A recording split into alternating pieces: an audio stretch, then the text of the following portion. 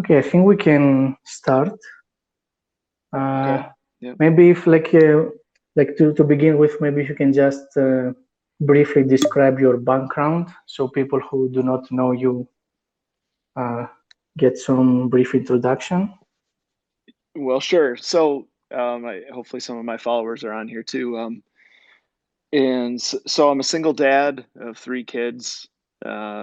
It's been 8 years of that lifestyle, and so I've kind of migrated my way over to the personal finance space after talking for a while about divorce and parenting, and I still do a lot of the parenting talk, but I've worked my way over into the personal finance space because my goal or my dream since I was about 19 years old was to help people with their money and get people on the right track. And so life got in the way a bit over the years.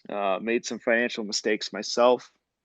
Really got into a big hole in my late 20s with daycare expenses, three kids, overbought a house. Got into about 30 grand of debt, paid that off. Got into about 30 grand debt again after a divorce, paid that off, and I was kind of starting over from with nothing at about 37, 38 years old. And so a lot of that's been my story on here. It's just, single dad of three, the only adult in my house, kind of doing everything myself, full-time job, uh, trying to just run a household, run a career, run a business, side business, and trying to catch up financially. Because when you start with nothing at 38, you got some catching up to do. Forget retiring early, just try to retire on time. Yeah, So that's yeah. so you've got a lot going on. So I couldn't just rely on a lot of my content now is about side hustling and things because I hit a point where I'm almost where I'm 40 and 41 now, and I'm still just getting off the ground. And so um, I got catching up to do, and just the regular salary 9 to 5 isn't going to get me there. If you're Yes. 21, if you're 21, Especially if you get a late start, I think you need to have like multiple sources to kind of speed up your capital for yeah, investments. And so you yeah. mentioned at the beginning you made like some financial mistakes. You mentioned that you overbought a house. Like what other financial mistakes did you make in your 20s?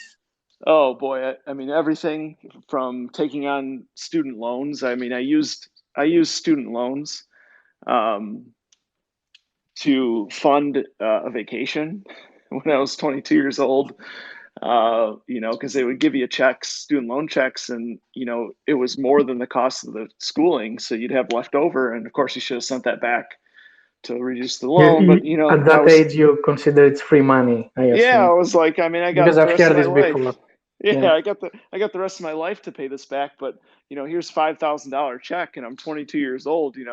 Let's go a little crazy, and so I paid for that for a long time. I went out and leased a brand new pickup truck when I was like 23 because I really wanted to have a nice pickup truck, and so $300 a month as a 23-year-old, just starting out of college, and I leased a truck, which was a terrible financial move.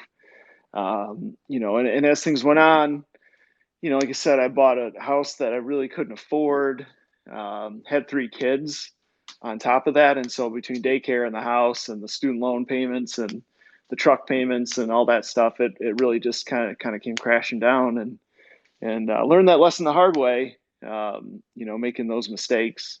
Borrowed from 401ks to keep myself above water for a long time. There was a time where the tax refund was the only reason I was able to keep paying my bills because I kept falling behind and getting in trouble. So, I finally woke up around 27 years old and, kind of had a little bit of a anxiety attack about it and realized I needed to do something. And so I started to grind and I kind of turned it all around and I had the setback with the divorce. So it was a good 10 years from the time I realized I needed to change till I was able to really dig out of the hole completely. So let that be a lesson to everybody that it's a lot easier to never get yourself in the hole than it is to dig out.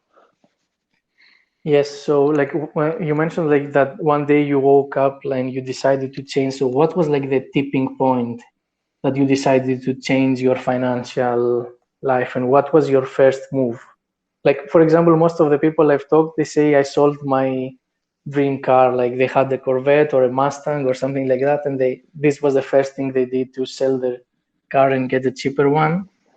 And that was like the moment they tried to change their financial mindset.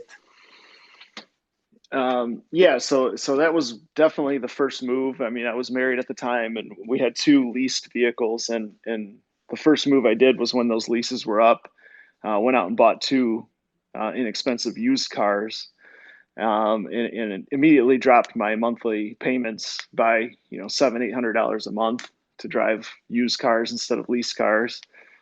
So that started the ball rolling. For sure. But another part of it was, in your late 20s, your income is going up fairly consistently. So a lot of it was we were kind of locked in. Our house we couldn't do anything about, the mortgage we could, or I mean the daycare we couldn't do anything about, but we could keep things the same. And as our income went up, we could use that to pay off debt and get ahead too. So I think it doesn't necessarily mean you got to make big drastic cuts right away. I mean, if there's opportunities like the cars were there and I took it, but I couldn't do much else about the student loan payments or the mortgage or any of those things. I was kind of stuck. So I had to just kind of sit tight, be patient. I tell people this a lot. A lot of getting out of the hole financially is just not making it worse and waiting for the windfalls to come. Because there's always something, everybody gets some type of windfall, whether it's a tax refund, a bonus at work, an inheritance, or you sell something that's valuable that you didn't realize you had or whatever. So just keep your head above water, keep things steady. So that's what we did, was we kept things steady, didn't make any panic moves. And then when something would happen, like a tax refund that we didn't expect, we would throw it at the debt, and boom, we made a big step forward. So a lot of it's just maintaining, don't dig deeper, just relax, take it easy, don't get too hyper focused, don't burn out either. So once you got like a solid financial foundation, what did you do like to increase your income? Did you focus on your 9 to 5 to get like a better one, or did you start with side hustles? Well, I didn't know much about side hustling back in the day. I did do a little bit. It was a little. This was when I was 27. It was 2007, and I had 3 young kids at home. I didn't really have a lot of time for side hustles. So yeah, it was 100% go into the 9 to 5, get promotions, get bonuses, do whatever I could to bring up my 9 to 5 salary. And I did a little bit of side stuff. I used to do umpiring baseball games and that kind of thing. Some fun little side hustles. But with 3 little kids, it was hard to do. I don't think we had the access to side hustle knowledge like we do now with Twitter. Yeah, I think now it's much easier with social media and all these e-commerce sites and eBay and all these things. I think it's much easier now than it was, 10 years ago. Yeah, I mean the side hustles, and I just tweeted this out this morning. I mean, there's something to be said for an in-person, offline side hustle because it's not dependent on the internet. But that's very limited by your time and your geography. And I recommend everybody get one if you can. But like mine is like super simple, like just go umpire baseball games or soccer games, and I can go on a weekend and make $60 to $100 reffing some soccer games. It's time intensive, but I also don't mind it and I enjoy the work. So it's easy money and it keeps me busy and it gets me outside. So there are opportunities like that for sure. But back then, yeah, that was all I had. And with little kids, families, it's a little different dynamic too. I mean, between a full-time job and little kids, you don't have a whole lot of I'm not sure if you follow on Twitter Nick Huber, if I pronounce his name correctly. Yep. I'm familiar with Nick. Yeah. He mentions like a lot of side hustles that don't require social media to have a social media brand. Like for example, like he mentions like some simple things that get like a power hose and clean the cement from the front yard of houses, and like he lays out the plan on like how to do it and how you can scale that. So I think like especially here on Money Twitter, we have this perception that side hustles is only affiliate marketing or selling ebooks or doing something like with a personal brand. But I think you can do like many side hustles that can become a business, a proper business. Yeah, I think what I tell everybody for side hustles is the first place you want to look for a side hustle is your day job. Like either can you work overtime, or can you here in America we call it moonlighting, where you work doing the same thing you do during the day and use your skills. For example, if you're a police officer, you could moonlight as a security guard, or a bouncer at a bar or something related to the field where you already have expertise, because there's no reason you don't need to reinvent yourself for a side hustle. You can go out and do something that you already have a skill in. So like I'm an accountant by day, and so my first side hustle and my main offline side hustle right now is just doing bookkeeping for local businesses. So it's completely offline. I just run the books for a couple businesses, take care of it, a couple $100 a month. It takes a couple hours a week, and it's right up my alley, and it comes easy to me, and I've already got the connection. So I think that's the number one place to look for side hustles, is always in your current field.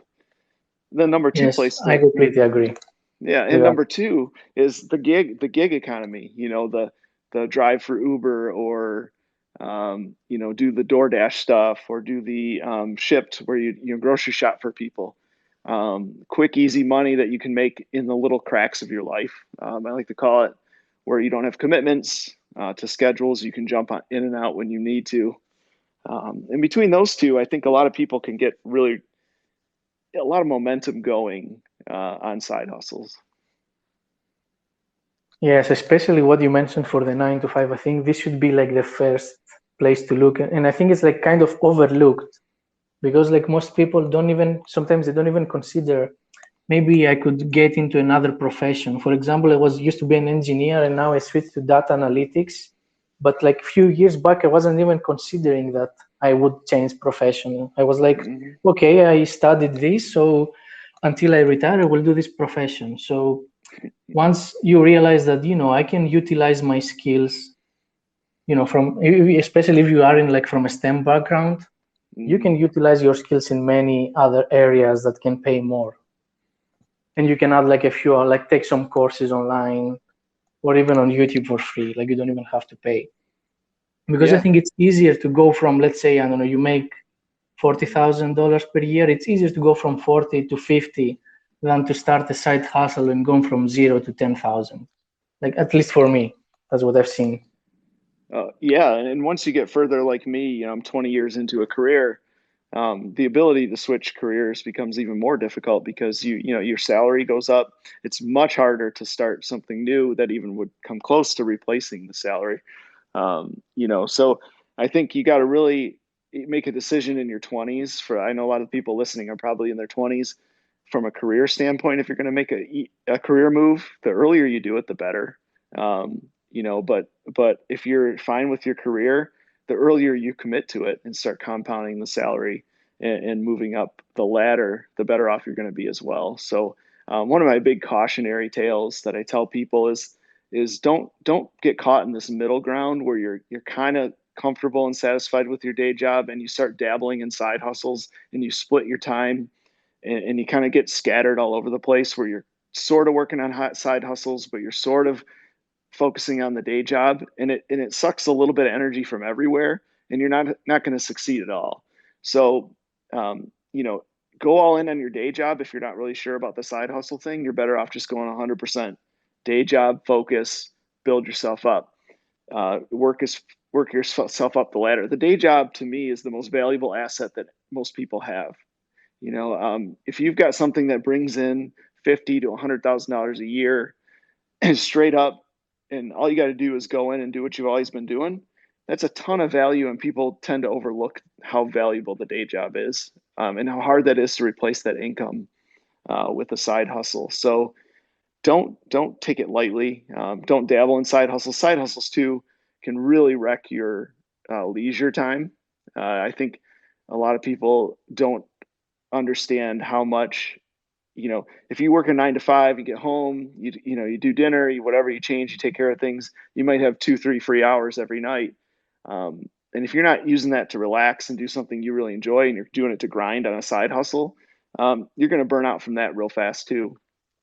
Yeah, So I think that's like the mindset, especially on Twitter, that you need to like grind and hustle 24/7. I think that's not, in the long run, you can't do it like for a long time.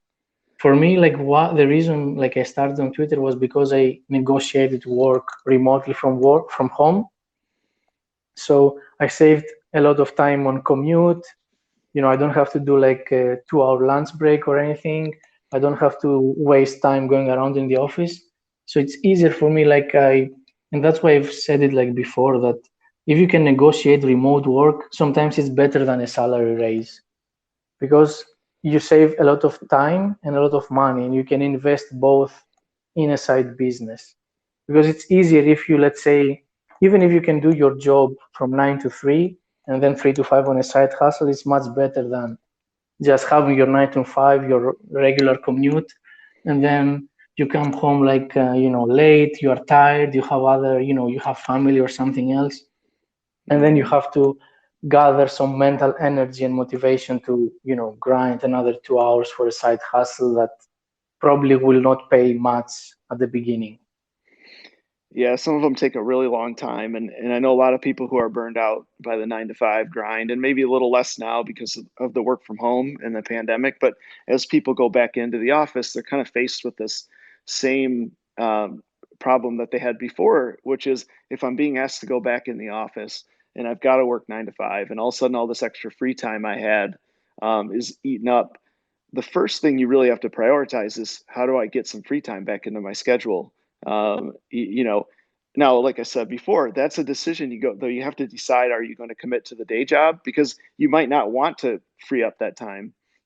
If you're committed to a day job and you want to move up in your organization, you might be better off being in the office and in the office more hours because you're in front of people and FaceTime. I really think as we move forward, people who are in the office more often are probably going to be at a an advantage for promotions and raises and different things like that versus people who are just online all the time, especially if your workplace does sort of a hybrid thing. So, even more important now than ever, you have to decide how much you're going to commit. And if they're giving you a choice of being in the office or home, if you're going to ease off of the day job and work on side hustles, then stay home, but commit to a side hustle, stick with it, and try to make it turn into something. So, don't dabble in side hustles if you want it to replace your 9 to 5. You got to go all in. You got to find something you really enjoy and go all in with it. So, like, that's what I've been doing lately. I'm actually getting licensed and just about there for to be a financial advisor and work in a part-time capacity, but that has a long-term potential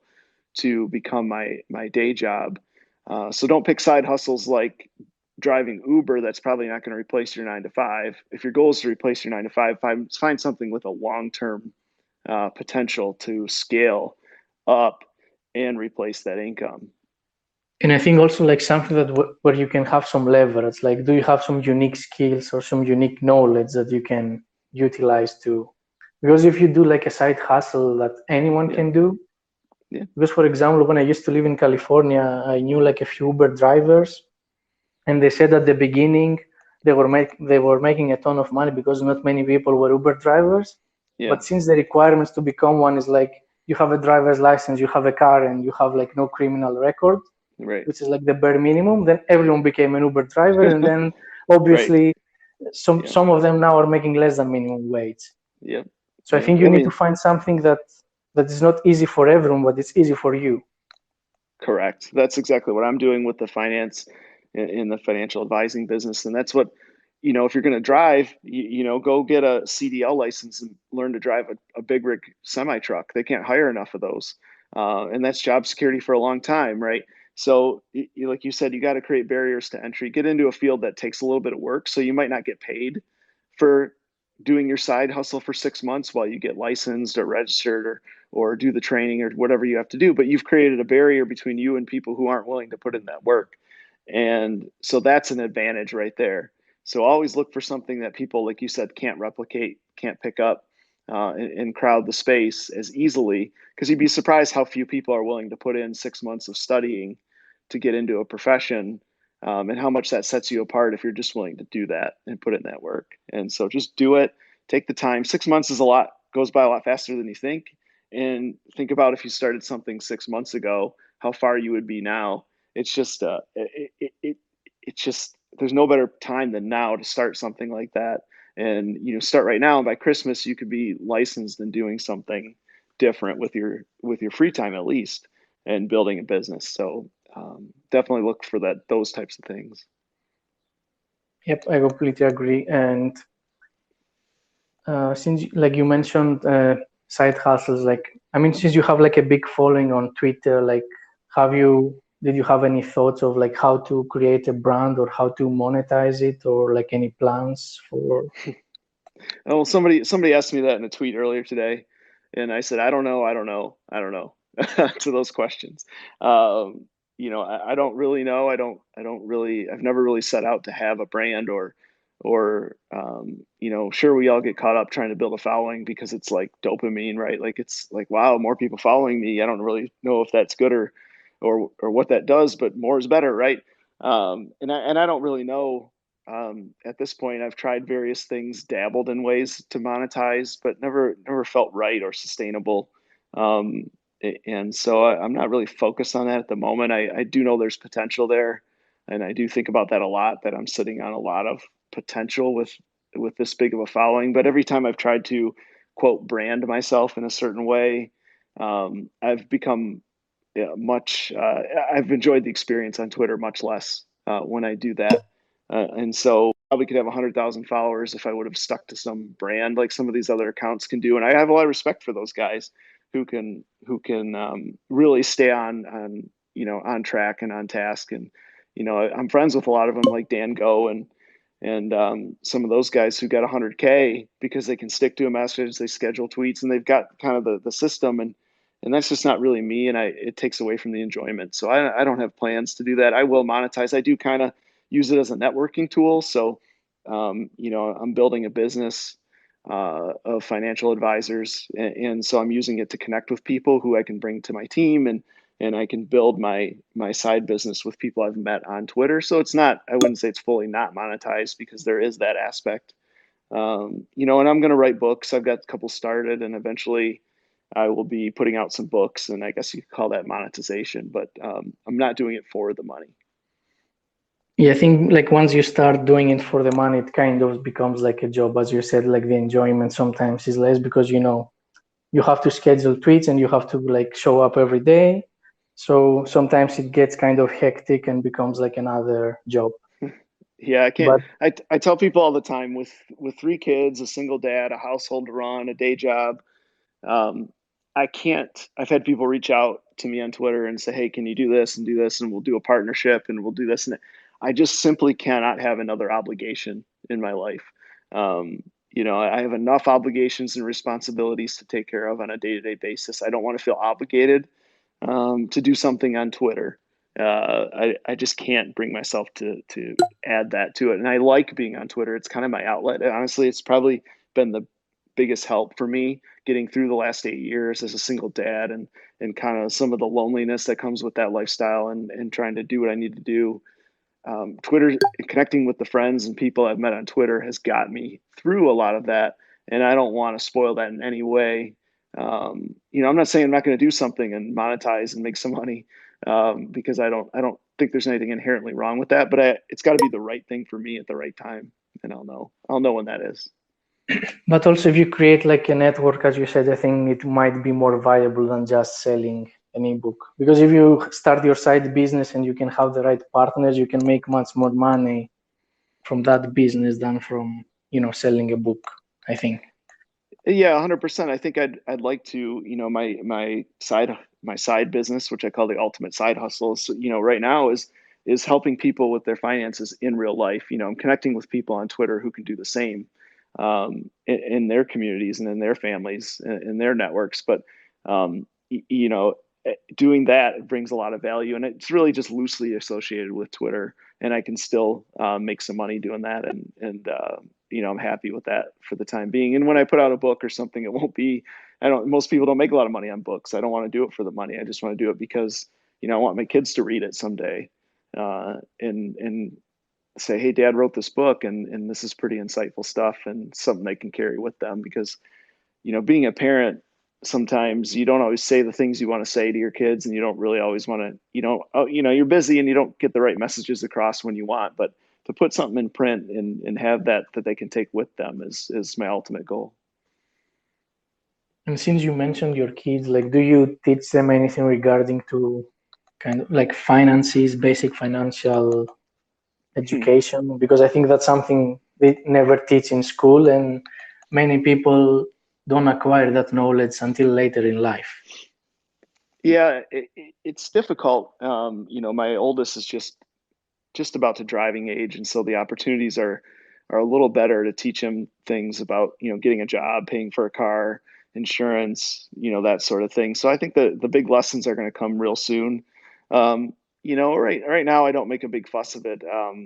When I was growing up, money was always a point of some friction in my family, just because we were blue collar, one income, and there was always a little bit of tension about money.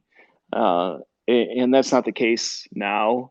And I don't really want my kids to grow up thinking too much about it. They need to know the habits, but I think the right time to teach it in some ways is right now, as my son turns 16, and during this part of life when he can really do some real stuff. Like up till now, I do some chores, and my 14-year-old goes out and cuts some lawns to make some money, and there's some lessons to be learned, but I don't do anything crazy like give them everything they want. But largely, I've kept money kind of not a taboo, but just we have what we need, and if we don't need it, we need to talk about before we buy it, sort of thing. And so it's been sort of low key because I just don't want them to grow up stressed about money the way I did in my household. So just a little different tactic.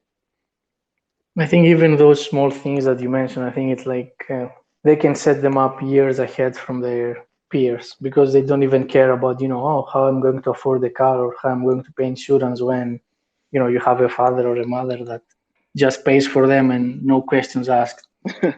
Yeah, I was talking to a coworker recently, and he was saying that his daughters are like in their mid late 20s, and they're still on his phone plan. They haven't paid a cell phone bill ever in their life. And they went out and got Yeah. married, and he like cut them off. He's like, well, you're married now, you can pay your own phone bill. They're like, what?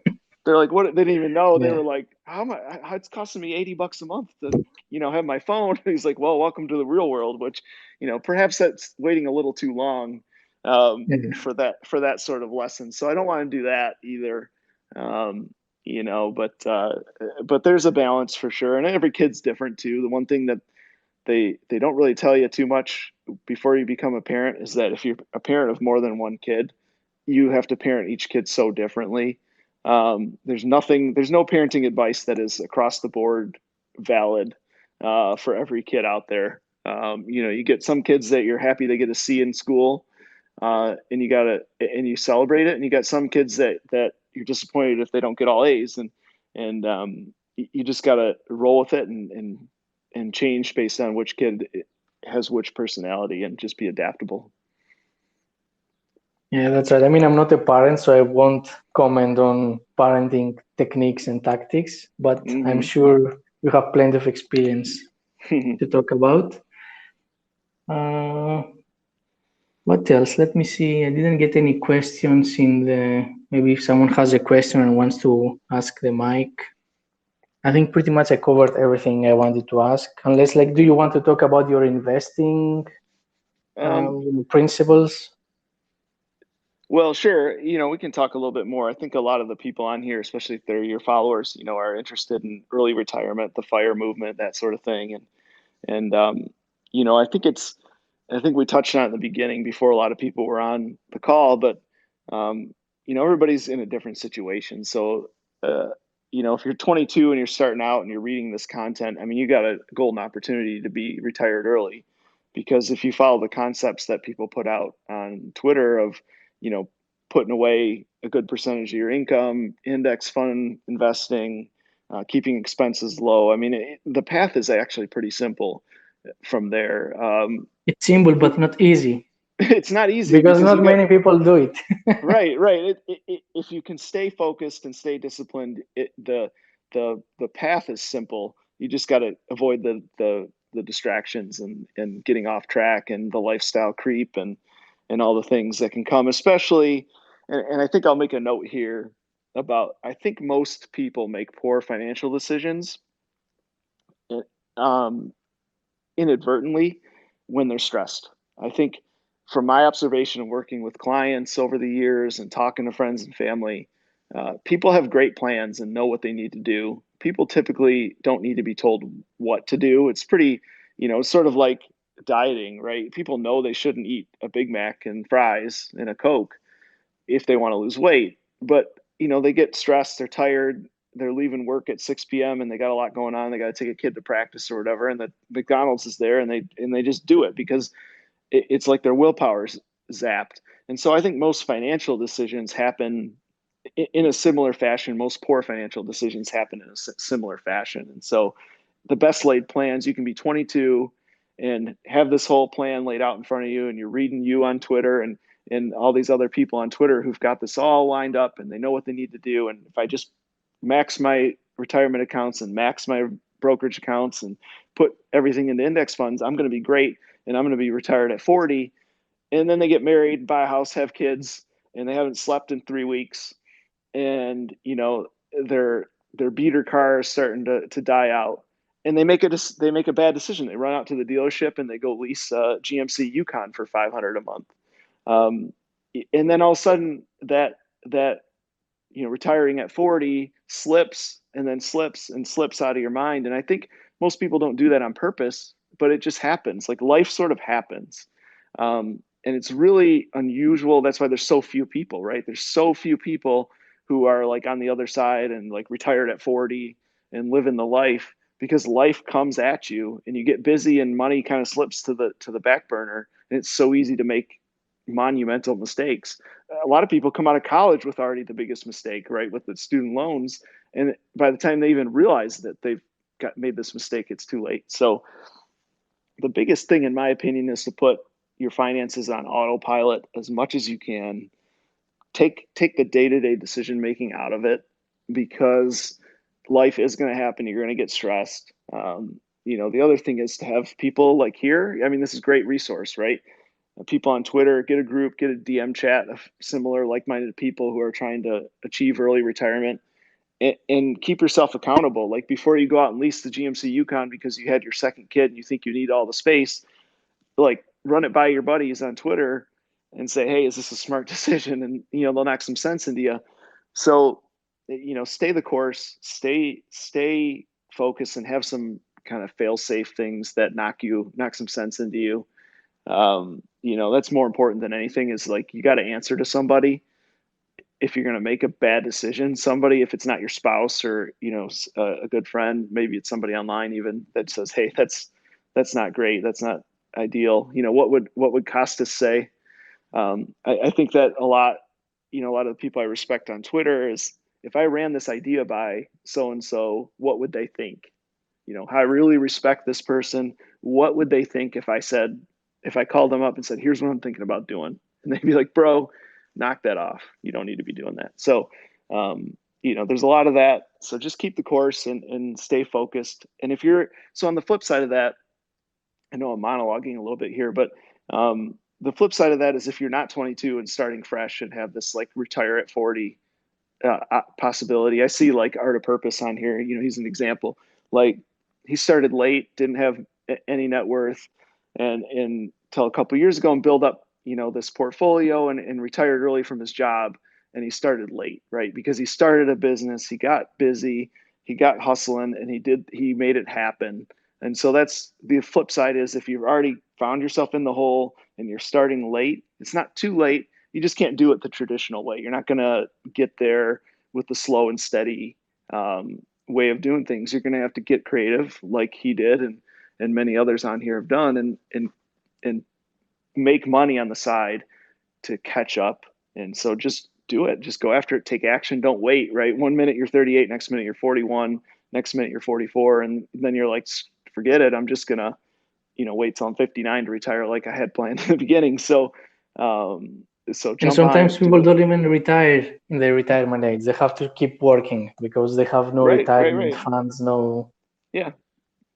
Well, and so that's my last point I wanted to make, was I never planned to retire. I love working and being busy. I've had stretches of my life where I was between jobs or I had something going on where like 3 months, I kind of like 2 summers in the last 5 years where I was between jobs for like 3 months. I had the whole summer off and I had nothing to do. I had nothing I needed to do because I had a job waiting for me. I didn't need money, and I was kind of like living retired for like 3 months. And I realized that I don't want to ever be fully retired. I need something to do. I need something to get me out of bed in the morning and get me excited. And that can be any type of work. I don't really know exactly what that might look like. Like right now, it's my personal financial advising business. I could do this forever. Would never retire from that. I can, scale back and put less work into it over time. I want to get into local politics. There's things, but I never really want to retire, and just sit around and do that. So I think in your mind too, you got to think about what you want that post-retirement life, quote retirement, because I think people think you got to have 5 million in the bank and then you just coast off and live off 4% of it and do nothing. That's not really, going to work for everybody. There's some people like Steve on Speed, great guy, good friend of mine, and he can just chill out in the desert and, live that life and live off his investments. I'd go insane. But, you got to have an idea of what you That's want why that they call life. it personal finance. I think like you have to do what suits you best. Like some want to just live off, Yeah. the retirement account and do nothing. But I think like retirement is not just, I stop working. It's more like I choose what I want to work with. Like, for example, you said politics or your side business Yeah. or educating people. I think once you don't have an obligation, but you choose when to work and what to work on, you can call yourself kind of retired Yeah. I because think, you don't need the money basically. yeah, or like a semi-retirement, right? Like if you're going to work part-time at something, your number that you need to save to be retired is a lot less, right? So if you're going to be fully Yes, retired exactly. and never make a dollar the rest of your life, you need a lot more money. That even if you're willing to work, I always joke that my dream retirement job is at like Lowe's or Home Depot because like one of my hobbies is doing projects, home improvement projects. Like I love just tackling things and doing woodworking and doing stuff like that.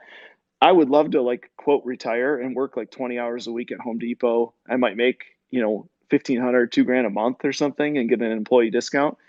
That's not a lot of money, but you know how much that lowers the money I need in saved to retire? A Yeah, significant probably amount. half. Right. Like it cuts what I need in half if I'm willing to go out and make 1,500 to 2 grand a month. And some people say, well, what if you can't work? Well, if I can't work, I can't do a lot else either. So my expenses are going to be pretty darn low besides healthcare, right? So, I like to use work to kind of fund my lifestyle at that point in my life where the savings are kind of just paying my basic living expenses and the working pays for the fun and getting some kayaks and going out on the lake, doing some home improvement projects, do some traveling, and it's all paid for with my little 20-hour a week job at Home Depot. You'd be surprised what you can do with that much money when your expenses are low too, obviously, and being out of debt and not having a large baseline expense not to have to take care of. So Yeah, because especially in the fire movement, they follow this 4% rule. But I yeah, think like it's more important for me to have like some diversified income sources than to just depend on your portfolio to withdraw 4% every year and then hmm do nothing until you, I don't know, for 40, 50 years. Like if you retire in your 40s, yeah, you're going to live doing nothing for 50 years. I mean, I don't know. At some point, you're going to get bored. I mean, I don't know. Even if well, you yeah, travel around the world, like after some point, you need to find a purpose to do something. well, 100%. I think my buddy Paul Bass, who some people are familiar with here on Twitter. I'm working with him on my side hustle. He travels the world. He's got more money than he needs to ever live. And but he's still working and he's still doing the business because he enjoys doing it and he wants to. And he called it once like scoreboard watching. But I get that. I totally get that because you just want to keep going and keep doing it. It's why you see elite level athletes and businessmen and people in all kinds of different professions who just never really can stop, right? Even though they have enough money, they could live the rest of their life. Like, what's Floyd Mayweather out there doing fights for when he probably has enough money to ever to live 5 lifetimes. But you just don't want to stop. There's a lot of spiritual side of that, meaning to life, and putting yourself out there in situations where you interact and get involved in social situations that benefit you too. And so I can't imagine I go insane sitting around all day every day. And so plan for that. I think people need to have a vision. I think once that vision of what you want to do after you quote retire, which in my mind retirement just means not having to go to a 9 to 5 that you don't necessarily like. That's my definition, is you don't have to go to a job that you don't care for just to pay the bills. Anything beyond that to me is what I would call quote retirement. And it might not fit the traditional sense, but I also don't think most people want to sit around for 20, 30 years and do nothing. Yeah, because I think like most people confuse the early retirement with the normal retirement. If you are like if you're 65 or something and you retire, you probably don't want to do anything. You just want to rest after 40, 50 years of working, and you want to take care of your grandkids or, go for walks. But if you are like 40, you are still, you're in your best, most productive years. You still need to find something to, focus your energy on. Yeah, and there's never been more opportunities to make money outside of a 9 to 5, right? Like my parents' generation was, retirement in the traditional sense made sense because they would work for a company for 30 years and they would get a pension and retire at 60 or 65 and retire like you quit. That's all you had. You had one income stream your whole life, which was your day job. And then when it was over, and there was no really like anything else. Well, even my dad now, he did 30 years of that, blue collar union work, and he retired and got a pension. Well, he sat around for 2 years and he couldn't stand it. So now he's doing part-time jobs and working because he wants to get up and get out of the house, and it's been the best thing for him. Even though he doesn't have to, he doesn't need the money for it. And he never, if you would ask him 20 years ago, are you going to like work part-time when you're retired? He'd be like, no way, man. But you can only sit home. You need to be busy, you need to do something. And so he's working part-time, and he did the traditional retirement.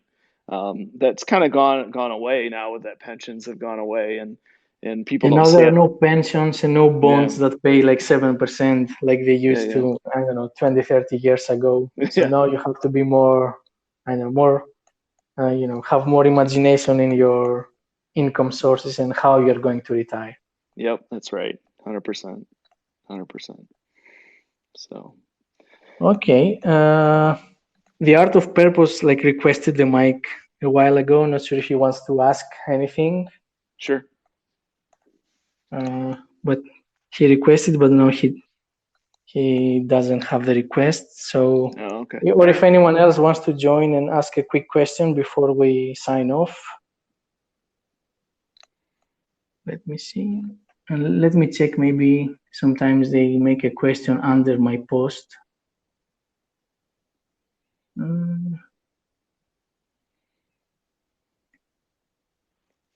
Yeah, I don't see any questions. So if there are no questions, see, requested who? Oh, okay, approve. Eman?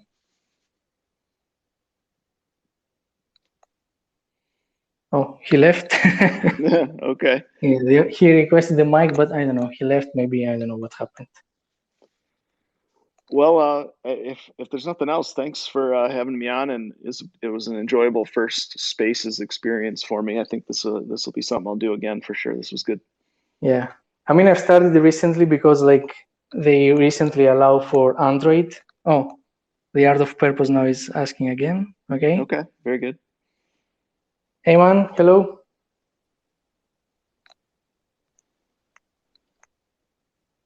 There he is. Hey, what's up? What's up, guys? Hey. Hey, I'm just going to tell you, this retired life is badass, man. I've been retired for like 12 hours now, and I'm drinking a beer. That's incredible, man. So, that's pretty Well, sweet. Congratulations for the early retirement. Is that how somebody retires, celebrates their first day, is a little day drinking? Is that about right?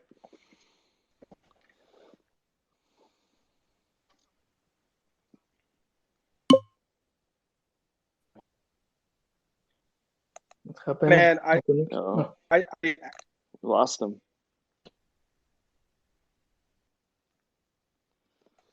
Oh man, we can't hear him. shit. All we heard was Probably shit. All we heard was she's shit. connecting. Yeah, probably bad connection. Yeah. He's probably on a beach somewhere celebrating his first day of retirement. You know. Yeah. So, yeah, I think about that, right? The freedom. Speaking of that, I always thought that people have this vision of sitting on a beach every day and doing nothing and sipping a drink, or maybe being on the golf course 7 days a week, or and I think people underestimate how much you adapt really quickly to a life like that, where it loses kind of its luster a little bit. You can only sit on a beach drinking. People will disagree, but I think most of us would grow tired of just about anything like that, where you had total 100% freedom and I'm just doing nothing but leisure all day. I think something in our psyche just doesn't vibe with that long term, and we get antsy and we need to be out doing something and producing and being part of the being in the arena, so to speak. So Hey, I think my connection's better. Mark, I just want to say a real pleasure listening to you, man. I hope my mic doesn't cut out. yeah, But I love your idea about doing the book with the kid. Yeah. I think you were mentioning something about this, some kind of like, We cannot hear you very well. You're cutting out again, man. Yeah, it's kind of like a bad connection. That sucks. Oh man. But Bummer. Are you using data or mobile or Wi-Fi? Sometimes data doesn't work very well with Spaces. Because like I'm recording from another phone and sometimes like it kicks me out, so I need to check like what exactly it recorded, if it recorded the entire conversation, but let's see. No problem. So let's see, is he gonna join in again? Probably not.